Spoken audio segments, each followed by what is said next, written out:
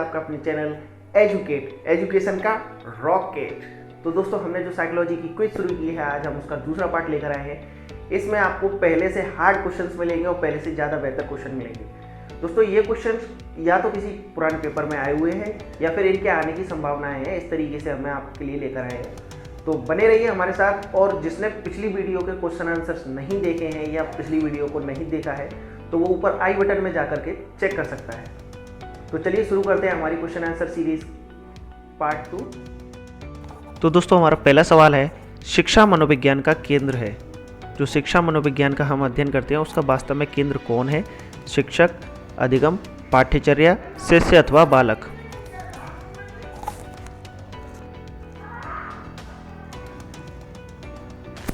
अगला क्वेश्चन है, समग्रता के सिद्धांत के प्रवर्तक हैं। समग्रता के सिद्धांत के प्रवर्तक हैं बीएस ब्लूम, कोफका, वर्दीमर एवं उनके सहयोगी या थॉर्नडाइक।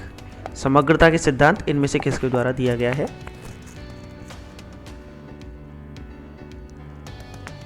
अगला है, मनोविज्ञान किस प्रकार का विज्ञान है? मनोविज्ञान किस प्रकार का विज्ञान है? विधायक है, नियम है, ए व बी दोनों है अथवा सामाजिक है। आपको बताना है कि मनोविज्ञान किस प्रकार का विज्ञान है।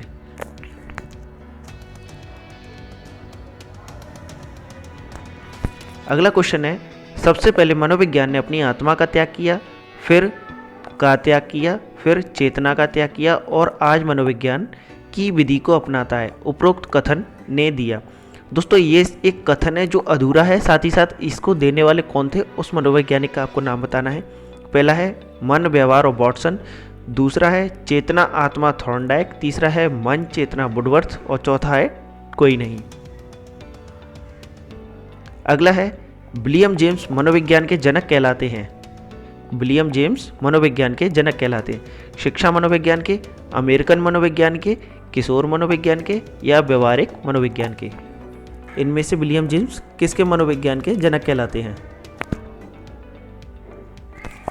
इसके बाद अगला है, निम्न में से कौन से विचारक के अनुसार शिक्षा व्यक्ति की भीतरी शक्तियों को उभारने की प्रक्रिया होती है?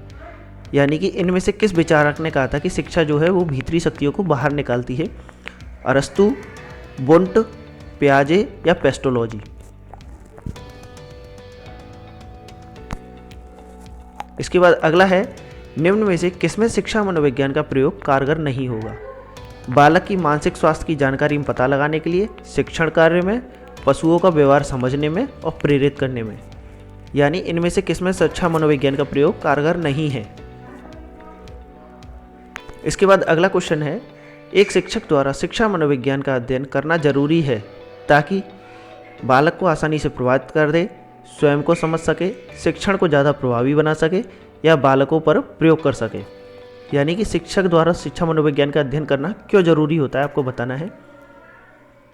इसके बाद हमारा अगला क्वेश्चन है, व्यक्तित्व संबंधी गुणों का सर्वप्रथम विश्लेषण किया था। गिलफर्ड ने, ऑलपोर्ट ने, टायलर ने या आइजेनिक ने। यानी कि व्यक्तित्व संबंधी जो गुण थे उनका सर्वप्रथम विश्लेषण किसने किया था? इसी के साथ हमारा अगला क्वेश्चन है, आत्मबिंदु रेखीय व्यवस्था के प्रबल समर्थक हैं।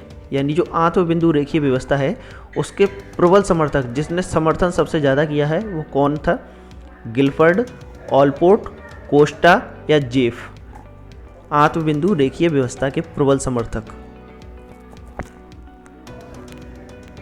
अगला है, के अनुसार शील गुण प्रकार के होते हैं। किसके अनुसार शील गुण कितने प्रकार के होते हैं आपको बताना है। ऑलपोर्ट के अनुसार 4 प्रकार के, ऑलपोर्ट के अनुसार 2 प्रकार के, ऑलपोर्ट के अनुसार 3 प्रकार के या क्रेज के अनुसार 3 प्रकार के। अगला है, व्यक्तित्व निर्माण की ईंट किस शील गुण को कहा जाता है? यानी व्यक्तित्व निर्माण के लिए जिस शील गुण को हम ईंट कहते हैं वो कौन सा है? केंद्रीय शील गुण, कार्डिनल शील गुण, गौण गुण या उपरोक्त सभी। इनमें से किस शील गुण को ईंट कहा जाता है? इसके बाद अगला है, व्यक्तित्व व्यक्ति के शील गुणों का संगठनात्मक प्रतिरूप है। कथन किसने कहा है? क्रेच एंड क्रेचफील्ड का, ऑलपोर्ट का, ए व बी दोनों का संयुक्त कथन है या गिलफर्ड का।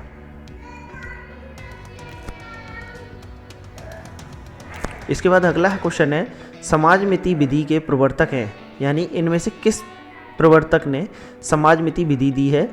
JL Moreno, Thurston, Watson, pine एवं टेंडलर। इनमें से किसने समाजमिति विधि को दिया है?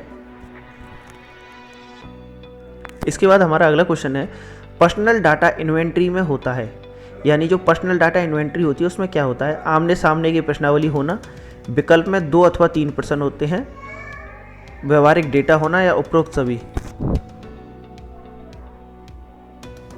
पर्सनल डेटा इन्वेंट्री में होता है।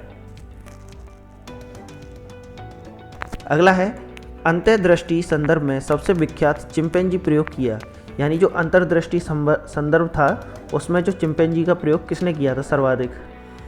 वुडवर्थ ने, कोफका ने, कोलर ने या वॉटसन ने?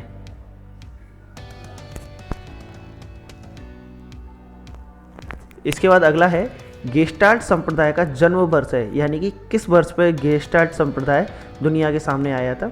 1920 ईस्वी, 1922 ईस्वी, 1912 ईस्वी, 1902 ईस्वी।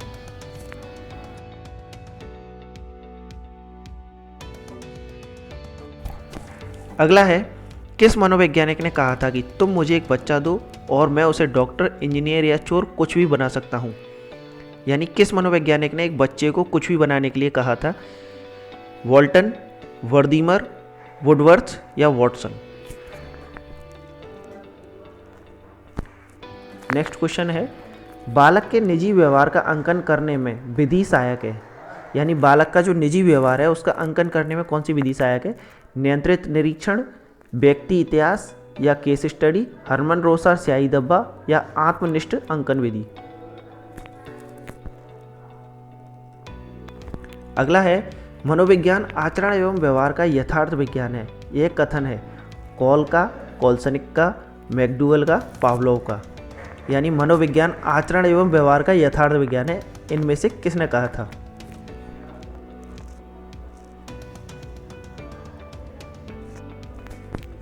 अगला है, किसी व्यक्ति के जन्म से वृद्धावस्था तक के अधिगम अनुभव का वर्णन एवं धारणा ही शिक्षा मनोविज्ञान है, कथन है।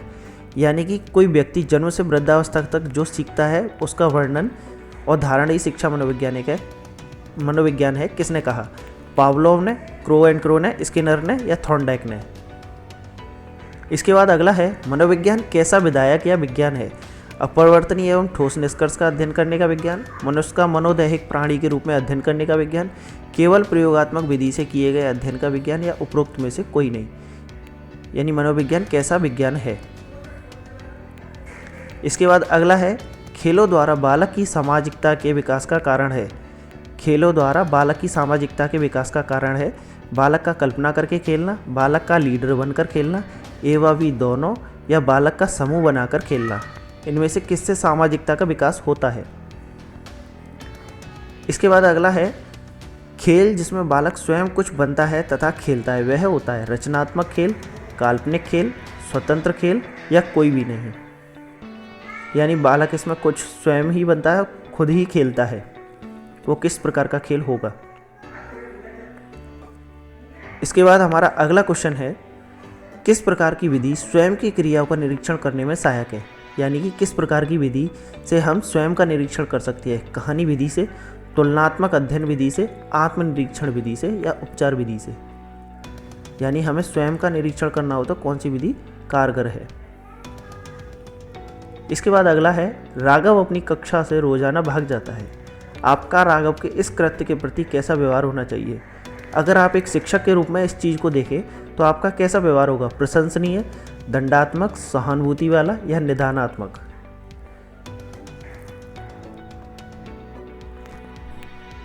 इसके बाद नेक्स्ट क्वेश्चन है, अभिषेक विद्यालय देर से आता है। आपका बालक की समस्या के समाधान के लिए प्रभावी तरीका या कदम होगा?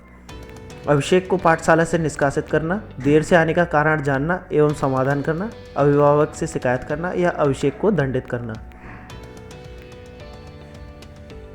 नेक्स्ट क्वेश्चन है, एक रीट का अभ्यर्थी तभी प्रभावी शिक्षक बन पाएगा जब वह शिक्षक भर्ती परीक्षा पास कर लेगा, यह जान लेगा कि बच्चे कैसे सीखते हैं, शिक्षण विधियों का ज्ञान करके या विषय में पारंगत हो जाएगा तब। आपको बताना है दोस्तों कि रीट की अभ्यर्थी कैसे प्रभावी शिक्षक बनेगा।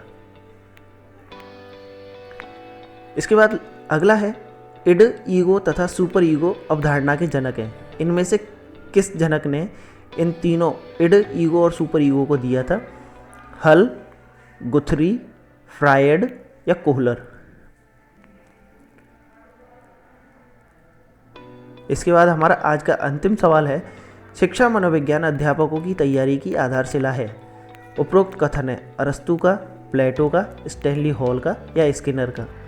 यानी कि शिक्षा मनोविज्ञान अध्यापकों की तैयारी की आधारशिला है, इनमें से किसने ऐसा कथन कहा था?